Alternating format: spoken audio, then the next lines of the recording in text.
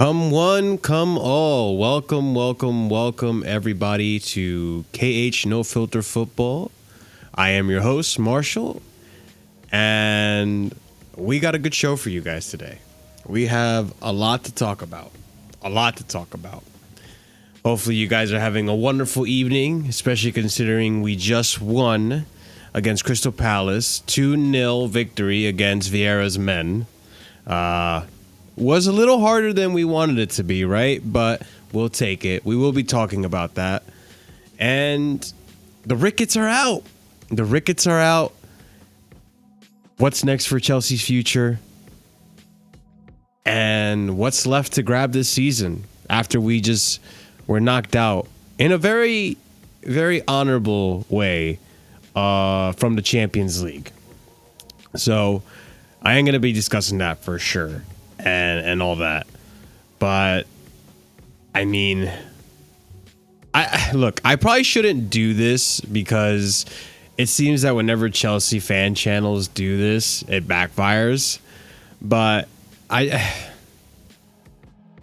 want to banter Arsenal just a little. You guys had it, Arsenal. You were so certain that you're going to get fourth place. And you lost to Tarek Lamptey FC. That's one of our boys. Secret agent Tariq Lamptey, man. And yeah, Arsenal are falling further and further away from fourth place. So they'll be back to Europa, where they questionably belong. I don't even know if they're even good enough for Europa League. And then we have Tottenham, too. Tottenham also bottling it against... Who did they play against? They just lost 1-0 against Southampton? No, it wasn't Southampton. You know, Orient, I didn't want to say it because I didn't want to jinx the club, but I just can't help myself that every time I get a chance to banter Arsenal, I take it. I can't help it. They lost to Brighton. And so Arsenal lost to not Crystal Palace. Who did they just lose to? They lost 1-0 against a team. Was it Southampton? Yeah, it was. Okay. I got it mixed up. But yeah, Arsenal. We battered them 6-0. What happened to you guys? Couldn't get a result. By the way, Armando Broja played pretty well. I was pretty impressed with him. Jose, welcome, bro. What's going on? No worries, man. We made some progress in the stream, and we had some laughs. Guys, if you do want to check out my personal content, my live streams, you can check out the link in the description down below. You'll find my YouTube channel there, and I do stream two times a week, once also on Patreon, so 3 times a week. So, not 3 times a week. Well, 3 times a week this week. Because we'll be doing later today a Patreon stream for another game. But yeah, if you're interested in my content, you can check it out over there in the link in the description. But yeah, Arsenal. You had to beat Southampton. It's not looking good for Arsenal, guys. I'm not going to lie to you guys. If I look at their schedule, their next fixtures are us. We're playing them next, which we have to beat them. We have to beat them like we beat them in the beginning of the season. Convincingly, you know? Like, I don't care if you have to play Lukaku again to goal just to get it done exactly how we did that the first time, but do it. But they have us, United, which that could go either way with United's form, you know? That could really go either way with United's form. West Ham, which, again, that also could go either way. West Ham have been kind of poor lately, I'm pretty sure. I'll check their fixtures in a minute. Leeds, Tottenham. They're not going to beat Tottenham. I doubt Conte's going to be defeated by fucking Arsenal. Come on. Newcastle, which have been great. And then Lampard, bro, do us a favor. Win. Lampard needs to win, or else this man's getting relegated. I think West Ham are just focused on Europa League, to be honest with you, man. Did the Europa League finals get chosen? Is that going to happen soon? Or are we still in quarterfinals? I don't know. But yeah, West Ham drew to Burnley, then lost to Brentford. It looks like they barely beat Everton. Lost to Tottenham. All right, beat Villa. They're up and down. They're up and down. They're not nearly as solid as they were in the beginning of the season. Yeah, they've dropped off considerably. I think they're just focused on Europa League, just like Leicester. Leicester's been doing good in Europa League too. West Ham versus Frankfurt semifinal, and then Leicester are playing. I don't know. Things are getting a little spicy over there. I you know what, with Europa League, I think I only just want to watch the final. I don't expect it to be like a grand standing semis. I don't know. I'll watch the final just for shits and gigs. But it's going to be an interesting final if Leicester or West Ham make it, you know? Or if they both make it. And it's a Leicester-West Ham Europa League final. That'd be crazy. That'd be interesting to watch. But I can also watch it at the Prem, so we'll see. It's a Europa League. If West Ham managed to get a Europa League, or Leicester get a Europa League trophy, that'd be impressive for them as clubs. I'm just saying. Oh, Leicester's in the Conference League. Oh, okay. Well, that's not impressive. Who gives a shit? They should win it. They should win it. See, there's too many leagues now, man. Just keep it simple. Europa League, Conference League, or Champions League. That's it. We don't need a third one. Who watches the third one? I don't think anyone watches the third one. I would like to see what the ratings are for the Conference League at the end of the season. How well that goes for them. But all right, guys. Enough of me bantering Arsenal. Before we go ahead and move on to the show and the talking points that I want to bring up, I did want to bring up Tottenham. Tottenham also lost their game against Brighton. Unfortunate for them. After they had just a really brilliant game against... who did they just play last week? I don't even remember. Memory shot, guys. So many games happening at the same time. So many things happening at once. Aston Villa. They beat Aston Villa. They clobbered Aston Villa. Heung-min Son hat-trick. It was lovely to see. Lovely to see. And yeah, we have Newcastle beating Leicester. Some good results in the Prem. United beating Norwich, which we expected. Imagine they didn't, though. Oh my God. The laughs.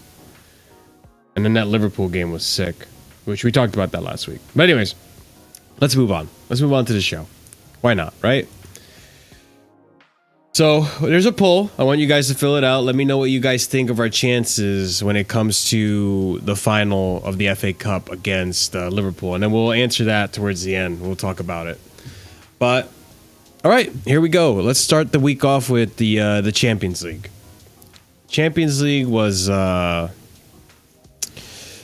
It was a great game. I'm not gonna lie. I'll say it with a straight face, hand on my heart. Probably one of the greatest Chelsea games I've ever witnessed on TV. I mean, it's up there. It's up there. We were on the verge of making history. We really were. And it would have been one of the greatest comebacks in Champions League history as far as I'm aware. And it just would have been over the top ridiculous. And we had it. All the odds were against us. I had said last week that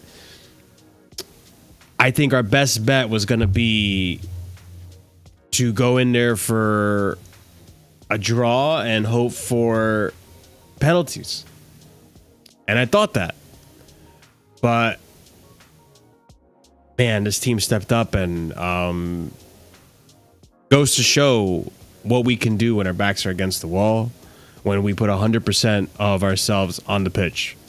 And you guys saw it. You guys witnessed it. There's so many players that most of the team played absolutely phenomenal. And I say most because there's one outlier, in my opinion, that we have to talk about. But that entire team played like it was the final of the World Cup, you know, the final of the Champions League. They put their heart out there, and they needed to. They needed to because it was lackluster. That first leg defeat against Real Madrid was very lackluster, and so this was a wake up call to take it serious. And I feel like sometimes Chelsea does do this. They get a little complacent in their current form, and they don't take opposition teams as seriously as they should. They don't put their heart out on the pitch. They don't go 110% when they should. And I get it. Like, when it comes to the season, at the business end of the season, you get tired legs. You get soreness all the time. They're human, you know. You've been doing this for almost a year now, and nonstop with... I mean, international breaks aren't really breaks. They're just, you know, these players are running down their bodies. So when you get to the final stages of the season, I can see how, like, you can get complacent. But that's not an excuse. That's not an excuse for people who are champions of Europe. We have a standard to abide to. We have, you know, expectations to meet, especially if you're in Chelsea Football Club. So for them to lose in the manner that they did against Real Madrid at home, it's unacceptable. It's absolutely unacceptable. So for them to then see that and react and have the performance that they did was more than any Chelsea fan could ask for. More than I was asking for, considering that I thought we were going to go for the draw and it'll be a penalty shootout. Big up CFC Steven. Welcome to the chat, brother. So let's talk about the players, right? We had it. We had the game in the bag. We did. But unfortunately, tired legs caught up to us. And we couldn't seal the deal. But the game was almost there. The game was almost there. It was there to be had. And we went at it. We played nearly a perfect game. And Thomas Tuchel, in my opinion, outside of the substitute that is questionably why we lost, the turning point on how we ended up losing, I would say that he had a masterclass, an absolute masterclass when it comes to the tactics of this game. I'll start off with Alonso. You guys, if you've been here for a while, probably know that I'm not the biggest fan of Alonso. I'm not his biggest advocate. I've wanted him gone from the club for quite some time now. But for him to step up in the way that he did made me realize that, oh, okay. So Tuchel, there's a reason why he's been captain in a few games now, because there is experience there. There is a good player in there. But I think for Alonso, he just doesn't care most games. It's like this, I guess he has like an ego to him that most games to him are just, whatever, you know? But when it was on the line and Tuchel trusted you to play in one of the most important, it is the most important game of the season. I don't know if you want to put Carabao Cup and FA Cup final with Liverpool in the same like conversation of important game like a quarterfinal of Champions League against Real Madrid. But Cube Mubarak, thank you, brother. Good to see you as well. Welcome. But I don't know if I'd put him in the same standard or even the same conversation. But when Alonso was chosen, he took that opportunity and he stepped up and became the player that he should be. You expect, like, I want Alonso to play like he played on Champions League every day. I want him to be inevitable. But he just doesn't, I don't know. It's not in him to want to step up. I don't know. I guess he's not about it. But the way he played that game was I'm not going to say one. It was his best performance that I've seen of him under a Chelsea ownership. I don't know what the hell I'm trying to say there. Under a Chelsea kit. There you go. It was phenomenal. They couldn't take the ball away from him. He kept possession as best he could. He defended when he needed to. He had good passes. He was attacking. Like, it was good. And you know what? I'll say it right now. That handball, it's bullshit. I don't think it was a handball. I don't even know if the ball even touched his hand. Because if you look at the image, you can only see the ball in front of his hand. That perception could be a little tricky. And to me, I didn't even look like the ball was manipulated by the hand. It didn't look like it interfered with the natural movement of the ball. Also, the rules fluctuating so much, and apparently it's not good enough that his hand is in a natural position. Like, what do you expect to happen? You know, he can't take his arms off or some bullshit. It's just, it made no sense to me. It made no sense to me how that wasn't a goal. So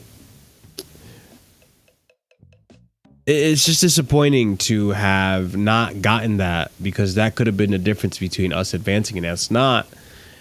And the fact that the referee didn't even bother to check VAR to see it himself, if it's that important of a play. This is like a Champions League quarterfinal, man. Who gives a shit if you have to add a few more minutes towards the end of the game? You're refereeing a very important game. Go and check VAR yourself, rather than just be told it was a handball. It was very tricky. It was very annoying. But regardless of that, Alonso was arguably man of the match of that game. Arguably. Honestly, it is very arguably, because there were so many good standout players like Mason Mount. Mason Mount stepped up, and the way that he just got into the game and just grabbed it by the scruff of the neck and just decided, look, we're winning this. We're going for it. Let's make it happen. 15 minutes into the game is phenomenal. Absolutely phenomenal. And you know what? We've been asking for Mount to step up, and this is the Mount that I want to see. It's not just a matter of like, oh, do you want Mason Mount to give you stats, or do you want him to give you performances on the pitch? It shouldn't have to be one or the other. It shouldn't have to be one or the other. I can have my cake and eat it too when it comes to Mason Mount, and Mason Mount knows that. He knows that. He knows he hasn't been performing that well this season. But it's nights like this that he lives for. It's nights like this that mean the world to him, and you can see it on the pitch. You could see it on the pitch. 150%. The man went in. Absolutely went in. And you love to see it. You love to see it. He put on a clinic. It looked magnificent. He was creating chances. He was pressing Real Madrid nonstop. The gegenpress that we had going in that game was absolutely phenomenal. Absolutely phenomenal. And you know what? We might be joking about the hair, but I feel like maybe it was the hair. Maybe it was the hair, because ever since he got a haircut, he can see. And now that he can see, he can be more involved with the play. I don't know. But whatever it is, I'm glad he's back. I'm glad he's playing, and he's playing well. Because I was getting tired of hearing the Mason Mount slander. But at the same time, you know, I get tired of the Mason Mount hype. I hate both ends of it. I really do. I don't like the hate. I don't like the unfair criticism. And I don't like the hype either. Why are we saying Mason Mount is our most creative player when this season he hasn't been? But also, why are we saying he's shit when we know he potentially is gonna be one of the best players in Chelsea history? Potentially, you know, if he plays his cards right, if he steps up and he plays like he played in the Champions League every game from here on and only improves, he's got the potential. So Mason Mount just played fantastic that game, opened the game up, really gave us hope that this was possible. 15 minutes into the game. But you know, I'm not going to lie. You guys and me alike, we saw that lineup and we were bricking it. It was questionable. It was very questionable lineup. Why? Because Tuchel decided to start Ruben Loftus-Cheek and Timo Werner over who? Jorginho, over Pulisic, over, I guess you can put Ziyech in that mix as well. Like, we had options, and he started those two. And let me just start off by saying Timo Werner played the best game he's played on the Chelsea kit. That was the best game I've ever seen Timo Werner play. I think for me, he was the man of the match. Now that I'm thinking about it, I think he was the man of the match. He was absolutely influential in that game. This is what I say about Timo all the time, is that although he may not be scoring you goals, he makes the shit happen. He makes things happen. I know lately he hasn't been doing a lot of the other things that he normally does, which is, pull defenders away and, stretch out the lines and make runs and be part of the build-up play, good passes, good dribbling, whatever. I mean, his dribbling's not that great, but he just... RLC did start against Real Madrid, Tayo. Timo just... That game was fantastic. He did everything right. Even his touches came back. I thought Timo's touches left him once he came from Bundesliga. But it came back for the game, and he stepped up tremendously. Who did he set up for a goal? I think he set up Mason for the goal. He set up Mason for the goal, and then he got his goal after Alonso's goal was fucking nullified. That's the mentality that you need. This is what Timo brings to the team. And I just wish he could bring it more often. I wish he would bring it more consistently. That's all we ask for. That's all we ask for out of Timo. Like, I think as Chelsea fans, I think most of us have accepted he's not the number 9. He's not going to score you 30 goals like he did in Bundesliga. But we know that when he plays, he makes an impact in a game. We create a lot of chances because of him. But he hasn't been doing that lately. So at the end of the day, if you're going to be in his team and you're not going to be the number 9, right? At least influence the game, which is why I appreciate Timo in a lot of senses. And you know what? That Champions League game, Tuchel got it right and started Timo. Now, arguably, he should have stayed in the fucking game. Pulisic missed some very clear-cut opportunities. Now, I'm not going to sit here and say Timo would have had him, because I don't know, but Timo looked fine. Timo seemed fine. He was still creating chances. He was still in the game. He still had the legs. Pulisic just wasn't in it. And it was very disappointing, especially because those are the moments that he lives for as well, as a young player. He stepped up for the USA, and he likes to step up for Chelsea. But that game against Real Madrid, a side that you stepped up for last season, you couldn't do it again. It questions the mentality. But, I'm not going to get on Pulisic too much either, because what is he supposed to do in the final 15 minutes of a game? He's not like he had a whole game to impact it. But regardless, I just didn't think it was the right choice. Ruben lost his cheek in that game as well. Was a very questionable decision. And you know what? It ended up paying off. Ruben made such a huge impact in Real Madrid. They didn't know what to do with his size and his physique. They had no idea what to do with his size or physique. And he just kind of ran rampant in the midfield. It was fantastic to see. And you know what? Praise Tuchel, because he brings out the best out of these players sometimes. And a lot of people were counting Ruben out. And even I was not too long ago. I really didn't think he was going to be a part of this team anymore. And to see him play the way he played in a Champions League final and perform well, that was impressive. That was very impressive. And it goes to show that, we need to back Tuchel. We really do. I mean, I'm not going to sit here and say like, oh, now Ruben can stay and we don't need another midfield. No. We need depth. Ruben, there might be a place for him on this team, but we need depth. All right. Tuchel knows what he's doing. He will use Ruben to his greatest strengths, but we still need depth. And Ruben Loftus-Cheek gets a special little shout out as well. And you know what? Last one, Reece James. God damn, Reece James. He put on he made Vinicius just disappear that game, didn't he? He just made Vinicius disappear. Vinicius was problematic in that first leg. That second leg, James was like, hold my beer. And fucking marked the shit out of him. With a yellow card, by the way. Most of the game with a yellow card. Because he got a yellow, 5 minutes into the game? And just shut down anything Vinicius had to offer. Now, at the end of the game, it's a little different just because tired legs, fatigued after 100 minutes. you can't get them all. But damn, Reece James also an absolute clinic on defending. It was fantastic to see.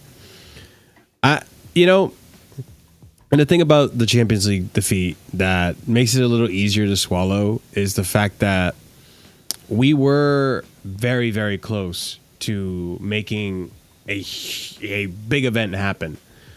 But the way we lost, the way we were defeated, there's no shame in it at all, because you got to see what a world-class player looks like in moments like these games. That's when the world class separates itself from a top tier player. Luka Modric, in that instance where he had the ball for a few seconds, had some space, he sees Rodrigo coming in hot and places it on a silver platter for him with a 3-toe pass, outside foot, whatever you want to call it. Lands right in front of him, and it's on a silver platter. All you have to do is touch it into the goal, and it's in. And that's exactly what he did. Wow. I couldn't even be mad at it. It wasn't some jammy goal or some lucky strike.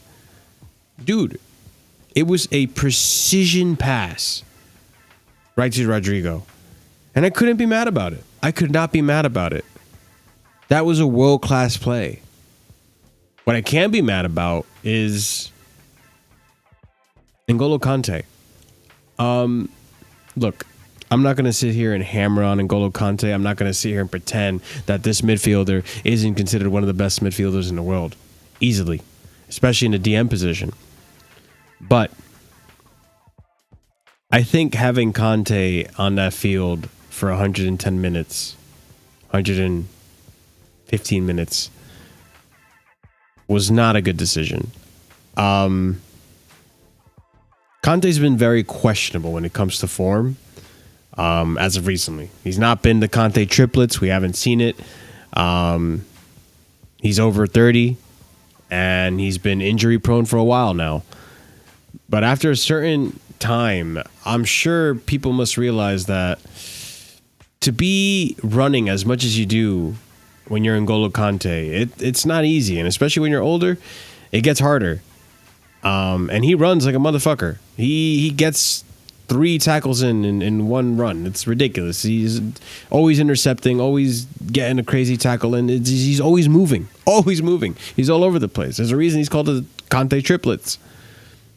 But there's got to come a point where that does come down, right? And so I think it's time for us to start having a discussion about the future of N'Golo Kante. And I'm not going to just say N'Golo Kante, right? I'm also going to put Jorginho in there as well. Both of these midfielders are questionably going to be staying in this club a little bit longer than next summer. Maybe. What am I trying to say here? It's questionable that these guys may be staying here any longer than a year. Maybe they have another year left, they'll stay, and one of them is going to go at some point. I think we bring in Tchouaméni to learn under the guise of Kante and Jorginho, and then we see where that goes. But I think, me personally, the way I see it now, I think Kante is the first one out the door because of the name, the price he can bring, and maybe he just needs another league that's a little slower now. Or if we do keep him off the bench, impact midfielder, kind of like he did today versus Crystal Palace. I almost said Crystal Lake. Like fucking Jason, Friday the 13th, Camp Crystal Lake. Well, yeah, we almost lost to Camp Crystal Lake. Fucking ridiculous. But yeah, Kante, that mistake he made, and you could also put it on Ruben, right? But Kante is the world-class midfielder. You don't expect to make mistakes like that, especially that late in the game. But to not communicate and get that ball from Vinicius before he crosses it, that loose ball just... I don't know. That loose ball should not have happened, and we should have gone to penalties and see where it went from there. So it was really unfortunate that it happened. But yeah, Conte might need to sit the bench for a bit, get some rest, you know. As for Jorginho, we'll see. We'll see. I don't think today he had the worst game. Not at all. I don't think he had a great game, but he was definitely better in the second half, making more of an impact for sure. Let's talk about the FA Cup final, guys, or let's just talk about the FA Cup that just happened today. And before we do, guys, make sure you show some love to the channel.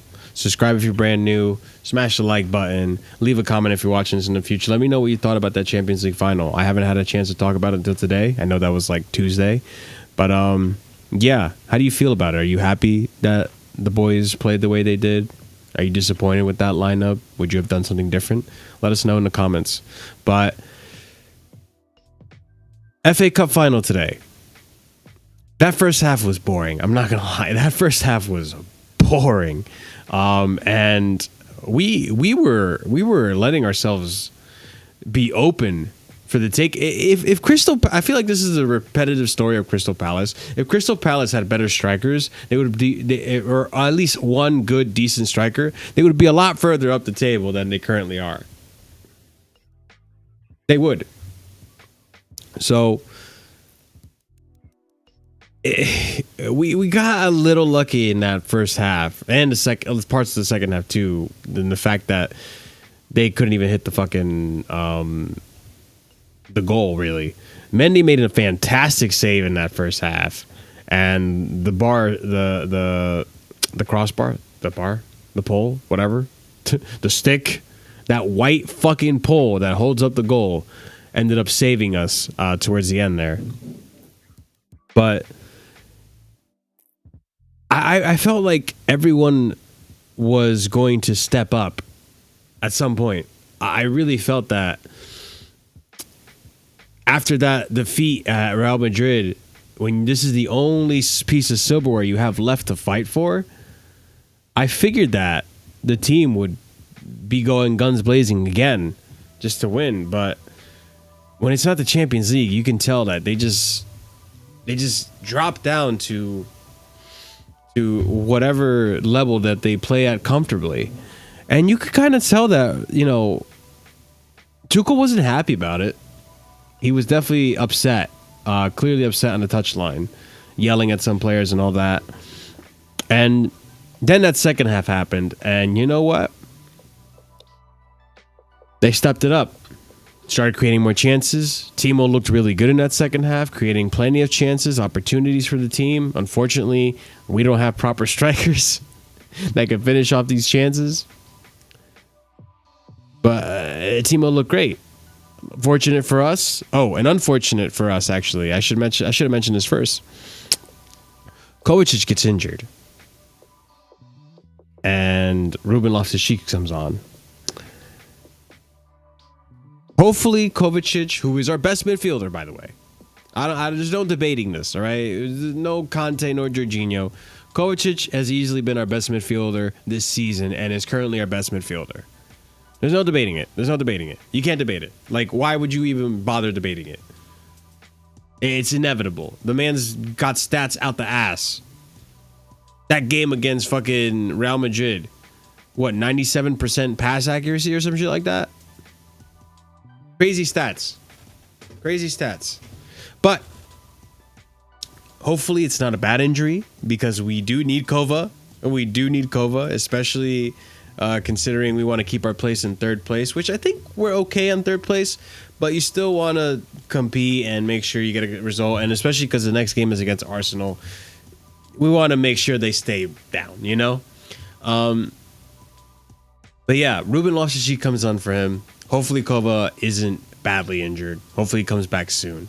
But Ruben came on, and again, I think it's a continuation of the Champions League form. He's in good form right now, and he's playing well, and he made an impact. Again, he just made an impact in the game, started pushing people off of him, made some runs, good counter-attacking runs.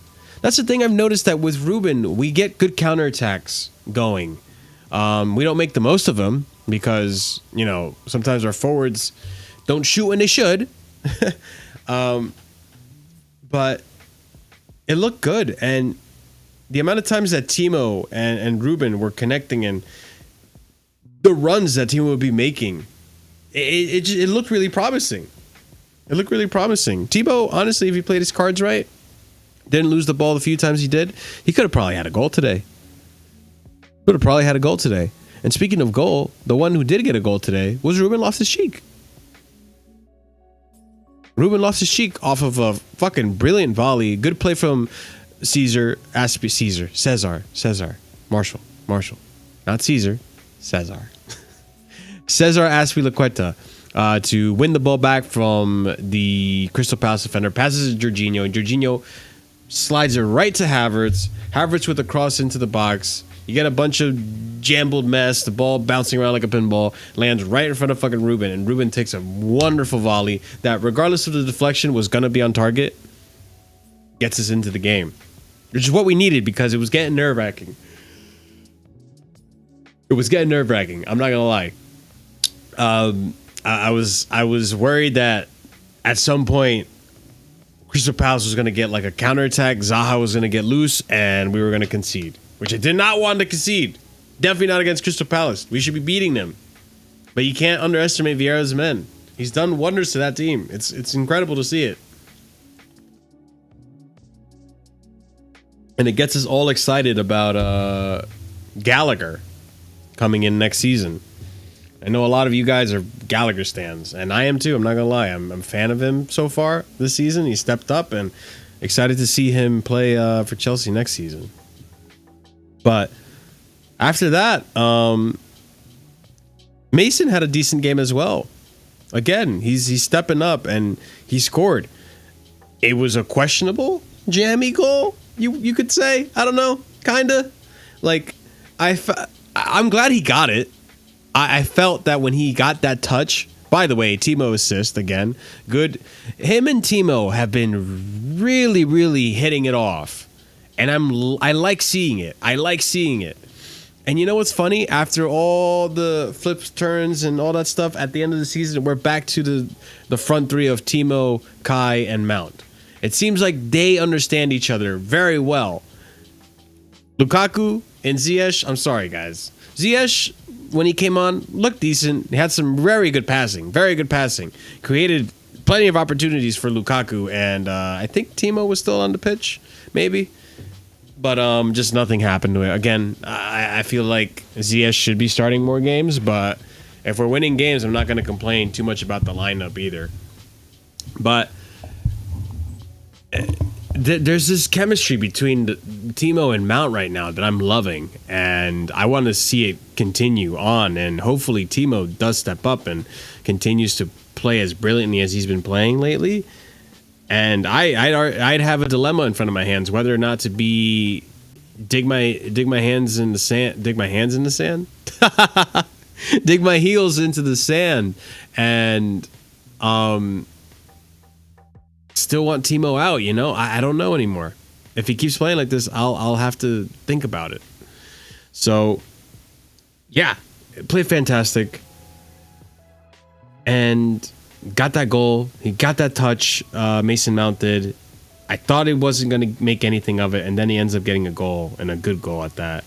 Far post with his right foot. That was interesting, and I couldn't believe he pulled it off, but he did. So, as a result, we end up winning, and now we're going on to the final against Liverpool. That one's going to be tricky, guys. I don't know how I feel about it. But let me see what you guys said here in the poll. 17 of you guys voted, and all of you guys, it's unanimous. Every single one of you guys say that we're going to beat Liverpool in the FA Cup final. All right, fair enough. You guys have a very strong belief that we can do it. Which, you know what? I don't blame it. We had a really good result against Real Madrid. We saw what this team could do against Real Madrid. And so I don't see how they don't pull it off against Liverpool. Last game, we made a few mistakes. We weren't clinical. Now we're clinical. And I think I agree with you guys. I think we can get a result against Liverpool. I really do. It'll be great to see. We need to at least get one piece of silverware this season. We do. I don't care what it is. It's actually, at this point, I don't really have many choices, right? First off, I don't need to hear this stupid propaganda from the Liverpool fans saying that they're going to win the quad. Fuck off. Fuck off. You're not winning the quad, bro. Calm the fuck down. You're not winning the Champions League. Sorry. I'm not sorry, actually. Fuck you. You're not winning the Champions League. Liverpool fans can be so deluded sometimes. Your best striker, I'd argue maybe if your best striker, Mo Salah, was in tip-top Magoo form at this point of the season as well, because he hasn't been in very good form. I know he's Mo Salah, and you can't underestimate him, but the last few games he hasn't been playing too well. So I'm not having it. I'm not having it. I don't think Liverpool are gonna beat Man City again. I'm sorry, Man City, bro. Oh my God. Can we talk about that real quick too? Let's just talk about that Liverpool Man City game at the FA Cup.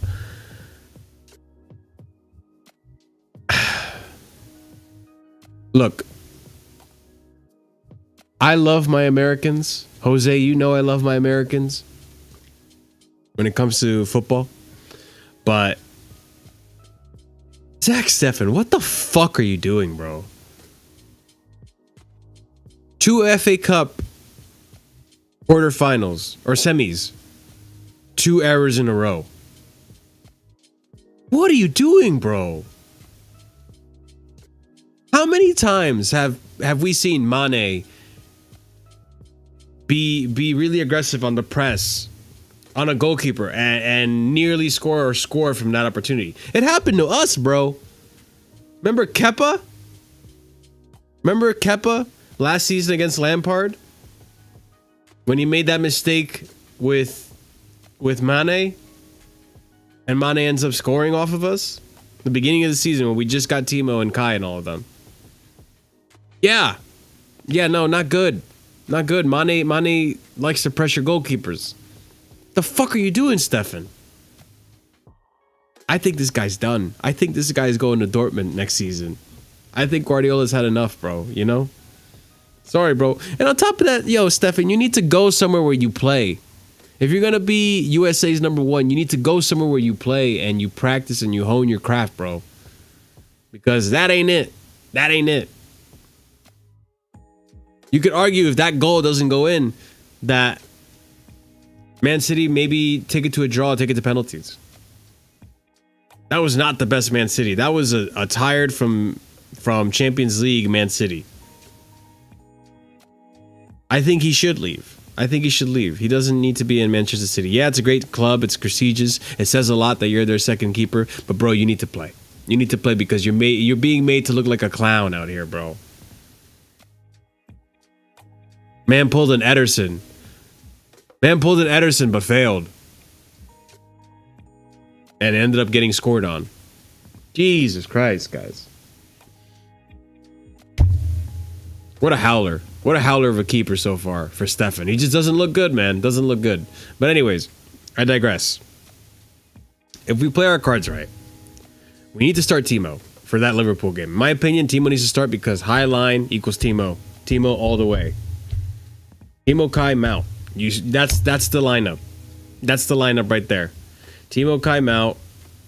Midfield, I don't know. That's questionable. I'll just say it. It's questionable. If Kova's fit, start Kova, obviously, but I don't know, man. I'm feeling like Ruben might actually start that game. Ruben Loftus-Cheek might start that game because N'Golo Kante has not been N'Golo Kante lately. Even today. I mean, he came on. He looked okay. He had fresh legs. You know, it helps. But that Champions League game, he was very underwhelming. And even before that, he was underwhelming. Yeah, exactly. Same lineup as we did in Madrid. I think that's the lineup we go with for that final. That's me speaking right now. The final's still a month away, so we'll see how that goes. But yeah, at least let's just hush this quad talk, all right? Sorry, you're not winning the Premier League. Man City, you better not fucking lose any more games.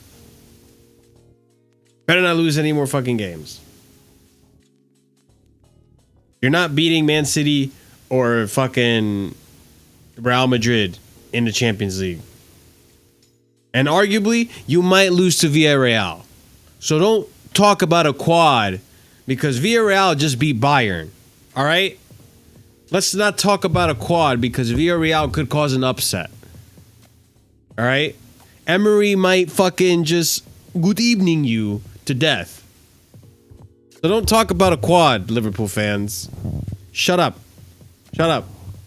It's not going to happen. You ain't that guy, pal. You're not that guy. So anyways, we move. We move.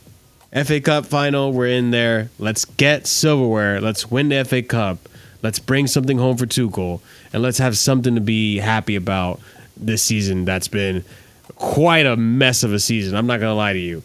We won trophies, but we've been sanctioned. Our striker that we spent a record fee on fucking doesn't even want to be in the club and made it public and made a whole disaster out of it. And we got knocked out of the Champions League final.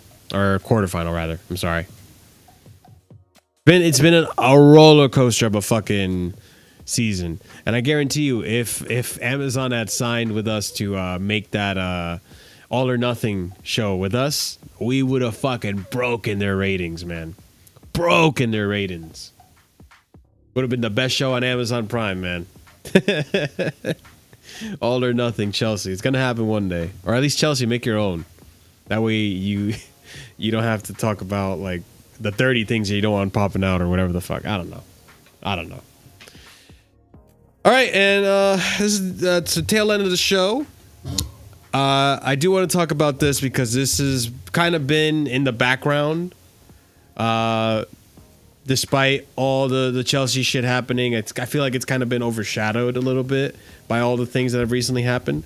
But I'm just going to go ahead and say, thank God the Ricketts are out. Wow. The Ricketts are finally out.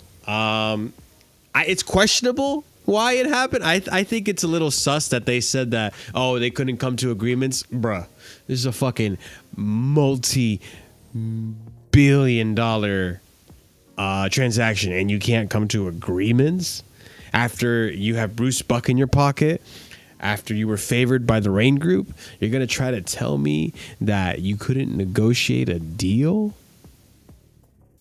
Bullshit. I call bullshit. You guys knew you weren't being favored in the UK. You guys knew that the fan base did not want you a part of the board or any part of Chelsea. They did not want you to be the owners of Chelsea. You knew that there would be a lot of backlash if you guys bought Chelsea and that they would never work out.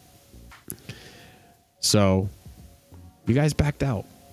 You backed out because you wanted to save face. That's simple. They just wanted to save face. That's how I see it. So now that the Ricketts are out, which, thank goodness, the only ones that are left is Pagliuca, right? Sir Martin Broughton, whatever his name is. Sir Martin Brighton Hove Albion. Graham Potter Consortium. and Todd Bowley. Now, what do I think is going to happen? You guys may have asked me in the comments. You may have asked me before in previous posts, but I think it's going to be Bowley. I think Bowley is inevitable. He seems like the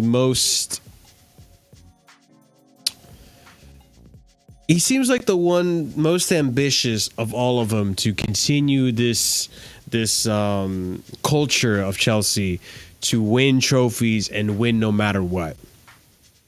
So to me, I really think Bowley is the guy to take us forward.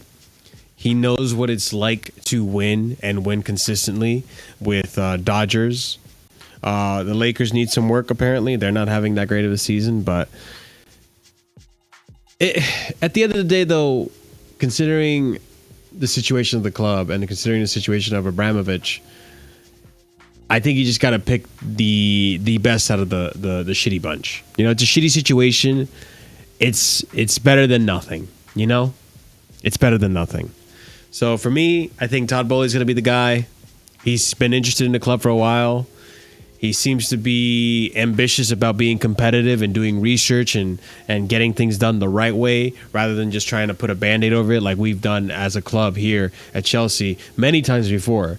We have a Band-Aid that sits on the bench that costs 80 million pounds right now, or 100, and it doesn't matter. A really expensive price. So,